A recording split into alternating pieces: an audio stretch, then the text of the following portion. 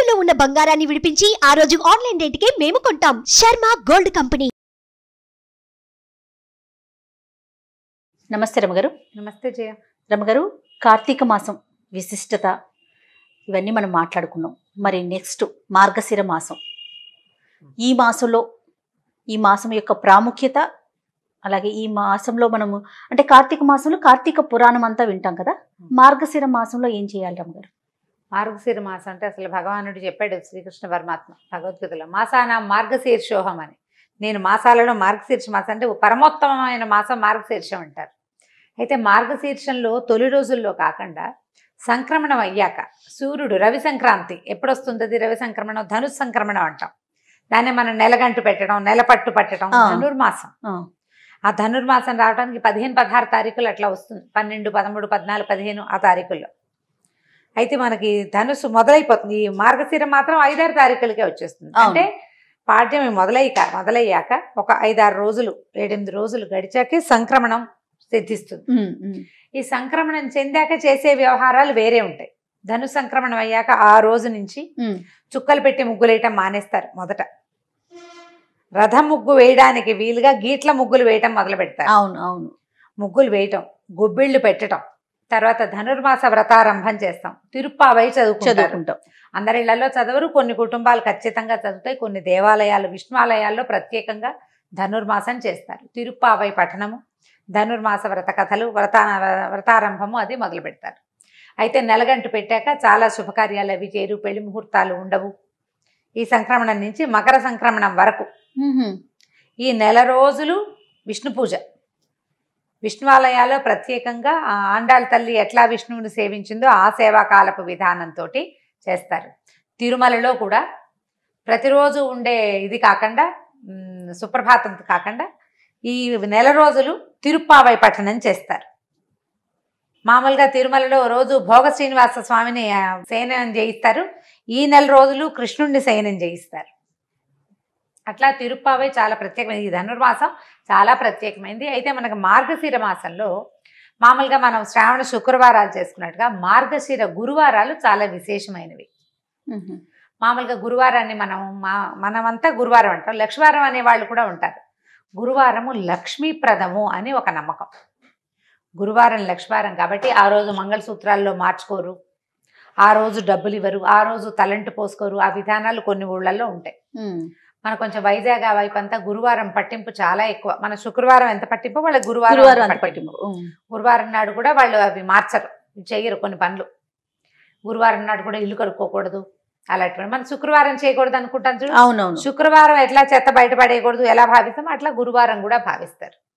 ఈ మార్గశిర గురువారాలు లక్ష్మీకి దేవికి చాలా ప్రీతికరమని, గురువారాల్లో లక్ష్మీదేవిని అర్చిస్తే విశేషమైన ఫలితం లభిస్తుందని చెప్తారు. మార్గశిర గురువార వ్రత కథ కూడా ఒకటి ఉంది. వ్రతంగా చేసే విధానం మార్గశిర గురువారాలు పట్టుకోవటం అంటే ఇక అటా చేస్తూ ఉంటారు. ఉద్యాపన చేసుకునేందుకు కూడా విధానం ఉంది దానికి. అయితే మనం ఆ వ్రతాలు అవి మనకు అలవాట్లేదు అనుకో, వ్రతం అలవాట్లేదు మనకి, ఆ వ్రత కథలు మనకు తెలీదు, విధానాలు అవి ఏమిటో చాలా టఫ్, అవన్నీ మన వల్ల కాదండి. పూజ చేసుకుందాం, లక్ష్మీ పూజ. పొట్టిగా లక్ష్మీదేవిని పూజించుకోవచ్చు కదా. గురువారపు వ్రతాల్లో ఏంటంటే తలకి నూనె రాసుకోకూడదు, తల దూకోకూడదు, నూనె రాసుకుని తలంటి పోసుకోకూడదు. గురువారం నాడు ఒట్టిగా తలకి స్నానం చేయాలి. మనం బుధవారం నాడు నూనె రాసుకుని తలంటి పోసుకుంటాం. గురువారం నాడు ఒట్టి తల స్నానం, పసుపు రాసుకుని తల స్నానం చేయాలి విధి. తల పిడ పెట్టుకోవాలి, తల ఆరంగానే మూడేసుకోవాలి, కానీ తలకాయ దువ్వుకోకూడదు. ఆ రోజున తల అంటుకోకూడదు, నెత్తికి నూనె పెట్టకూడదు, తల దువ్వుకోకూడదు. ఈ 2 ప్రధాన విధులు. పూజ అయ్యేదాకా ఏమీ తినకూడదు. పొద్దున్నే పూజ చేసేసుకోవాలి తొందరగా. ఓకే, బాగుంటుంది. కథ కూడా చాలా విశేషంగా ఉంటుంది. ఇలా వ్రత కథలు కొన్ని మంచి ఆసక్తికరంగా ఉంటాయి. ఈ వ్రత కథగా చెయ్యక్కర్లేదు, వ్రతంలో ఉన్న విధానంగా చెయ్యకపోయినా తప్పులేదు. మనం వ్రతం తీసుకుంటే పెట్టుకున్నామనుకో, ఆ కథ చెప్పుకుని అక్షంతలు వేసుకుని ఇన్ని సంవత్సరాలు మార్గశిర గురువారాలు చేస్తాను అని చెప్పుకోగలిగి ఆ ఇళ్లల్లో పద్ధతి ఉంటే పాటించటం. ఇంట్లో పద్ధతి లేని వాళ్ళు కొత్తగా మొదలు పెట్టద్దు. వ్రతం వద్దు, పూజే చేసుకుందాం మనం. లక్ష్మీదేవికి ఏమి ఇష్టం, ఆమెను పూజించాకే భోజనం చేయాలి. ఎవరికైనా ఏదైనా దానం ఇవ్వాలి. లక్ష్మీ పూజ ముఖ్యము. ఇది చేయటం ఈ 5 వారాలు 4 వారాలు వస్తే మొదటి వారము ఒక రకం, రెండో వారం ఒక రకం, అట్లా నైవేద్యాలు కూడా విశేషంగానే ఉంటాయి. నైవేద్యము చిత్రంగానే ఉంటాయి కథ ప్రకారం. మనం అవేం పెట్టం. లక్ష్మీదేవికి పాయసం ఇష్టం. పాయసంలో ఇంత శనగపప్పు వేసి వండండి. పరమాన్నం వండుకోవటం గురువారం పరమాన్నం వండుకుని నైవేద్యం పెట్టుకోండి. మామూలు లక్ష్మీ పూజ చేసుకుంటామా మనం ఎలా చేస్తాము? శ్రీ సూక్త విధానంతో చేసే అలవాటు కొంతమంది ఇంట్లో ఉంటుంది. శ్రీ సూక్తం రాదు మనకి. చిన్న పుస్తకాలు లక్ష్మీదేవి నిత్య పూజా విధానము అని దొరుకుతుంది మనకి. లేదా శుక్రవారం నిత్య గౌరీ పూజ, శుక్రవారం లక్ష్మీ పూజ అని కలిపి 5 రూపాయల పుస్తకం జయంతి ఉంటుంది. సన్నది ఒక 18-10 పేజీలు ఉంటాయి. ఓ పుస్తకం ఈసారి కొనుక్కు తెచ్చుకోండి. చిన్న చిన్న శ్లోకాలు టఫ్గా ఉండవు. ఒకదాని తర్వాత ఏం చెయ్యాలో చెప్తాయి. ఆ పూజా విధానం ప్రకారం పూజ చేసుకోండి. కూర్చుని ఇల్లు శుభ్రంగా చేసుకోండి. పొద్దున్నే ఇల్లు ఉడిచి తడిబట్టి పెట్టేసుకోవటం, బాకెట్లో ముగ్గేసుకోవటం, పెందరాళ్ళే చెక్కమని ఒంటి మీద నెట్టి మీద నీళ్ళు పోసుకోవటం, పూజ చేసుకోవటం. బ్రేక్ఫాస్ట్ ఎత్తేసి లంచ్ చేయండి పోనీ, లేదా బ్రంచ్ లాగా చేసుకోండి. వంట చేసుకుని అక్కడ పెట్టుకుని పూజ చేసుకుని తర్వాత భోజనం చేయండి. ఈ ఒక్క నియమం పాటించండి చాలు.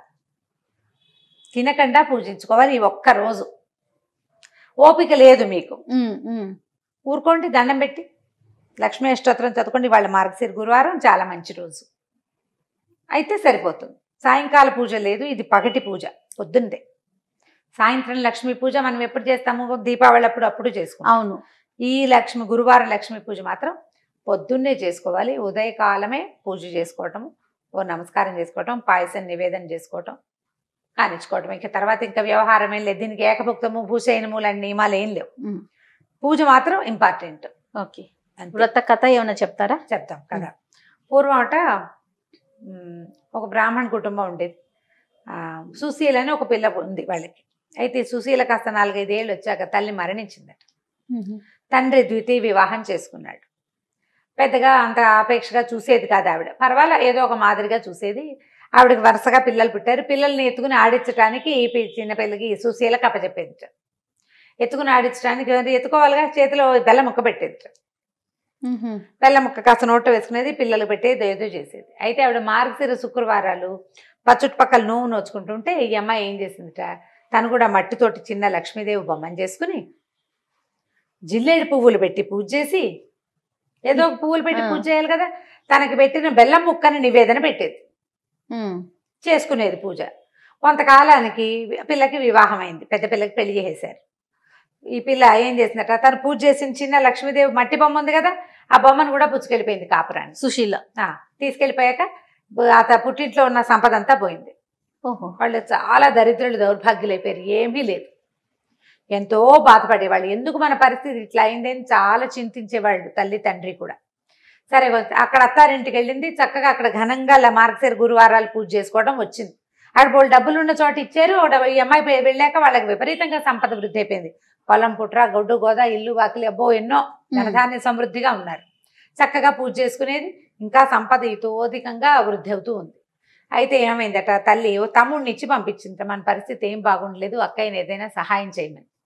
ఈవిడేం చేసింది, చూసి అయ్యో పాపం మన నాన్న పరిస్థితి బాగుండలేదని ఒక కర్రని, పొడుగ్గాటి కర్రని తొలిపించి అందులో వాసాన్ని తొలిచేసి అది నిండా బంగారు వరహాలు పోసి తమ్ముడు చేతులు పెట్టింది. తీసుకెళ్ళి నాన్నకి ఇవ్వరా అని. వీడేం చేశాడు, ఎక్కడికో వెళ్తూ ఆ కర్రని ఎక్కడో పెట్టాడు, మర్చిపోయాడు. అక్క ఏమి ఇచ్చిందంటే కర్ర ఇచ్చింది, ఎక్కడో వదిలేశాను అన్నాడు. ఏం చేస్తారు, వాళ్ళ పరిస్థితి బాగుండలే. మళ్ళీ కొన్నాళ్ళకి మళ్ళా పంపించారు. కర్ర ఏం చేసావురంటే ఎక్కడో వదిలిపెట్టానక్క అన్నాడు. సరే ఈవిడేం చేసింది, చెప్పుల చేత కుట్టించింది నాన్న కోసం. చెప్పుల్లో లోపల వరహాలు పెట్టి కుట్టించింది. వీడు ఆ చెప్పుల చేత గుడ్డలో చుట్టి నాన్నకి చెప్పులు అని చెప్పిస్తే ఆ చెప్పుల చేత ఎక్కడో పెట్టి దేనికో చెరులోకి మంచినీళ్ళకి దిగాడు. ఎవరో పట్టుకుపోయారు. అయ్యో. మళ్ళీ 3వసారి వచ్చాడు. తల్లి బాధపడింది. అయ్యో ఏమిటి మన దరిద్రం తీరట్లేదు, వెళ్ళేదో సహాయం చేస్తోంది, ఏదో మొదలు పెడుతోంది, అదేమిటో అవటం లేదు. అందుకని 3వసారి పంపిస్తే ఆవిడేం చేసింది, గుమ్మడికాయని పైన డిప్ప తొలిచి దాని నిండా వరహాలు పోసి గుమ్మడికాయని మూత పెట్టేసి ఇచ్చింది. ఇంటికి పట్టుకెళ్ళి అమ్మ చేతికి ఇవ్వు, నేను ఇచ్చానని చెప్పాను. ఆ గుమ్మడికాయని చెరువు గట్టు మీద పెట్టి సంధ్యావందనాన్ని దిగట్టు తమ్ముడు. ఎవరో గుమ్మడి పండు బాగుందని పట్టుకుపోయారు. ఇంటికెళ్ళి చెప్పాడు గుమ్మడి పండు ఇచ్చింది అని.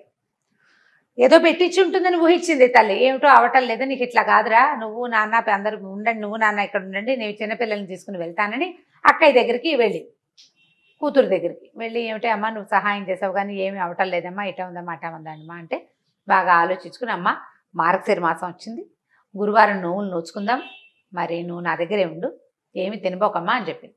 సరేలే, చిన్నపిల్ల అంటే నేను ఎందుకు తింటాను అంది. అన్నది పిల్లలకి చద్దనాలు పెడుతూ ఆవిడ పిల్లలకి తన పిల్లలకి కూడా ఓ ముద్ద నోట్లో వేసుకుంది. ఉప్పు సరిపోయిందో లేదో పెరుగన్నంలో నోట్లో వేసేసుకుంది. అయ్యో ముద్ద నోట్లో వేసుకున్నానంటే ఇక నోవు పనికిరాదుగా, కూతురు ఒకతే నోవు నోచుకుంది. రెండో వారం అమ్మ ఏమి తినకమ్మా అంటే సరేలే అంది. కానీ పిల్లలకి తలగాయలకి నూనె రాస్తూ తను కూడా నెత్తికి నూనె రాసేసుకుంది. చేతిలో పోసుకుంది, నూనె ఎక్కువైందని నెత్తికి రాసుకుంది. అట్లా చేస్తారు చూడు, కొబ్బరి నూనె పోసుకుంటారు, పిల్లలు తలకు రాస్తుంటే నూనె ఎక్కువైపోయింది అనుకో తలకు పట్టిస్తారు. అసలు చాలా బ్యాడ్ ప్రాక్టీస్, అది చేయకూడదు అంటారు పెద్దవాళ్ళు. తలకి నెత్తికి నూనె రాసుకుంది, అది పనికి రాలేదు.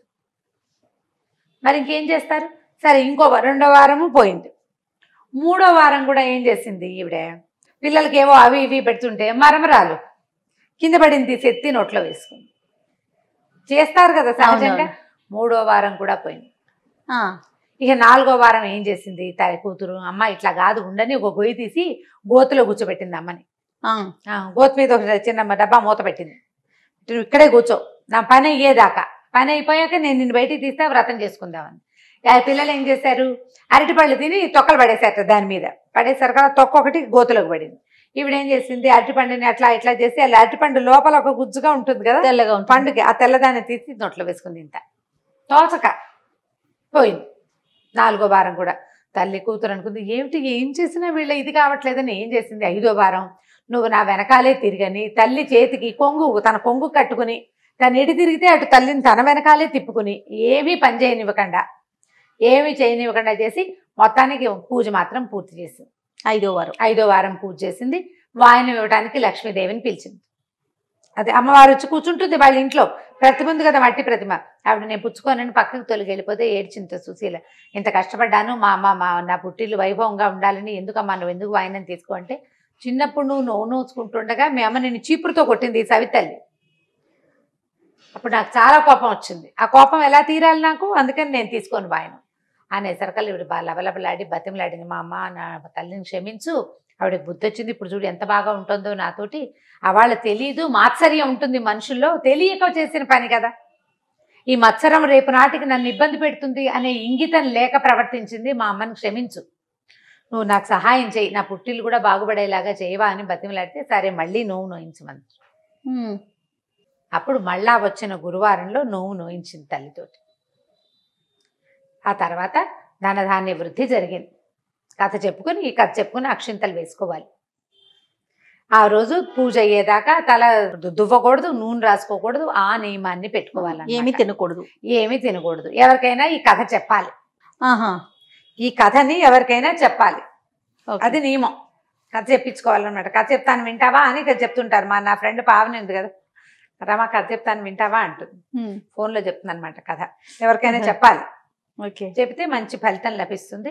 ఈ కథను చెప్పుకొని అక్షంతలు వేసుకోవటం. ఇప్పుడు మనం ఈ కథా విధానము, వ్రత విధానము, ఇంకా అవి ఉన్నాయి ఇందులో పద్ధతులు, నేను కొంచెం బ్రీఫ్గానే చెప్పాను. ఇళ్లలో ఉన్న వాళ్ళు చేసుకుంటారు. స్త్రీల వ్రత కథలని పుస్తకాలు ఉండి వ్రత కథలు ఫాలో అయ్యి వ్రతాలు చేసుకునే వాళ్ళు ఉంటారు, ఆ కథలు ఫాలో అయ్యే వాళ్ళు అవుతారు. మీ ఇంట్లో లేకపోతే దీన్ని మొదలు పెట్టుకోవద్దు, వద్దు. పూజ చేసుకోండి లక్ష్మికి, అంతే. మార్గశీర్ష మాసం భగవంతుడితోటి సమానమైన మాసం. ఈ మాసంలో సూర్య సంక్రమణం అయిన తర్వాత, ధను సంక్రమణం తర్వాత చేసే పూజా విధానాలు ఒక ఎత్తు అయితే, ఇందులో వచ్చే 4 లేదా 5 గురువారాలు పూజిస్తే విశేషమైన ఫలితం లభిస్తుంది. లక్ష్మీ ప్రసన్నంగా ఉంటుంది. అమ్మవారు నిత్యానపాయిని, స్వామిని వదిలిపెట్టదు. విష్ణు పూజ చేసే నెల ఇది. ఇలాంటప్పుడు లక్ష్మిని కూడా పూజిస్తే మనకి ఫలితం బాగుంటుంది. కాబట్టి ఈ 4 వారాలు 5 వారాలు, ఈసారి ఎన్ని గురువారాలు వచ్చినాయో అన్ని గురువారాలు నియమంగా లక్ష్మీ పూజ చేసుకోండి. లక్ష్మీప్రదమైన పువ్వులు కానీ, పళ్ళు కానీ, తర్వాత పసుపు కుంకుమలు ఎవరికైనా ఇవ్వండి, మంచి ఫలితం లభిస్తుంది తప్పకుండా. నమస్తే.